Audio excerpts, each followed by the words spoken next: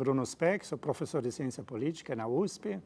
Trabalho sobre o tema financiamento político há algum tempo. Primeiro estudei comparativamente os regimes de financiamento em vários países e nos últimos anos me dediquei a estudar os fluxos financeiros, quem recebe quanto, por quê e qual é o impacto no caso brasileiro.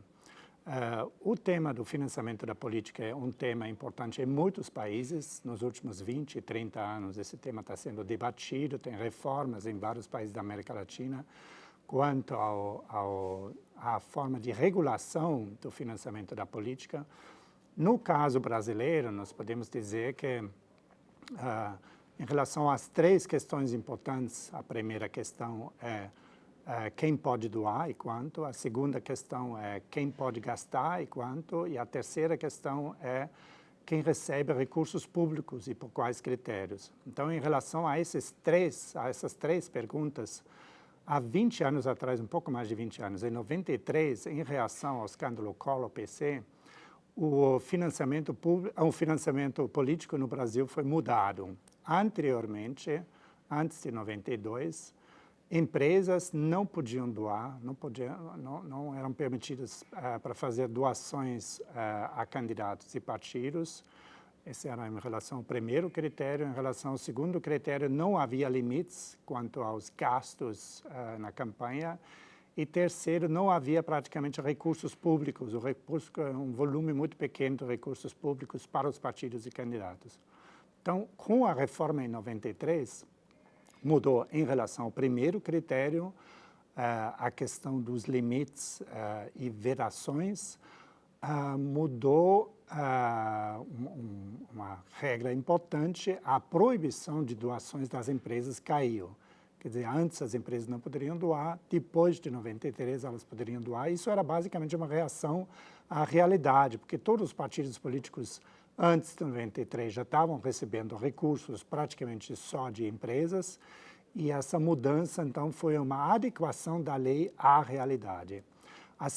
No segundo critério não houve mudanças grandes, né? Antes não havia tetos para os gastos de campanhas e depois não havia tetos para os gastos de campanhas. Os tetos que existem no Brasil, só para mencionar isso, não são tetos de verdade, né? Formalmente, cada partido tem que declarar no início de cada campanha quanto vai gastar e, teoricamente, não poderia ultrapassar esse limite. Então, isso seria nominalmente um teto, mas isso não é uma regra que limita para todos os partidos igualmente os gastos de campanha.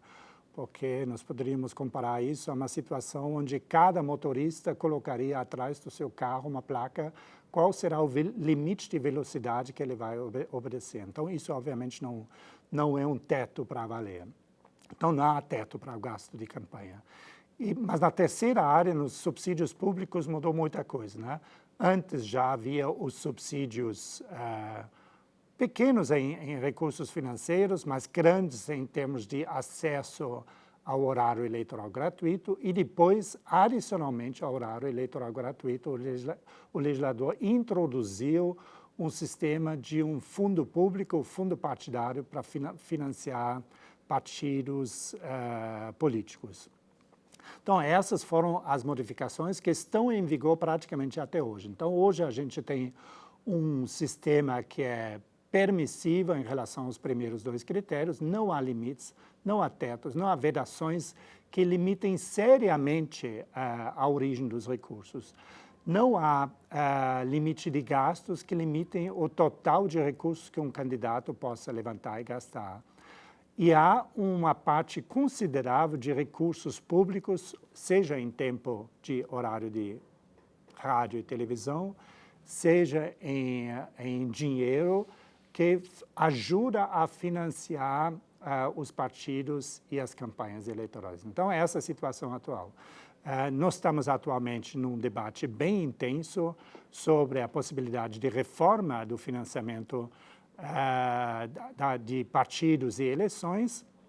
E nesse debate, digamos, um dos tupins, uma das razões desse debate ser mais intenso do que os debates nos últimos anos sobre o mesmo tema, é o fato que no Supremo Tribunal Federal está em processo de julgamento uma ação de inconstitucionalidade, na qual uma das questões é se as doações de empresas que foram introduzidas em 93 são realmente constitucionais.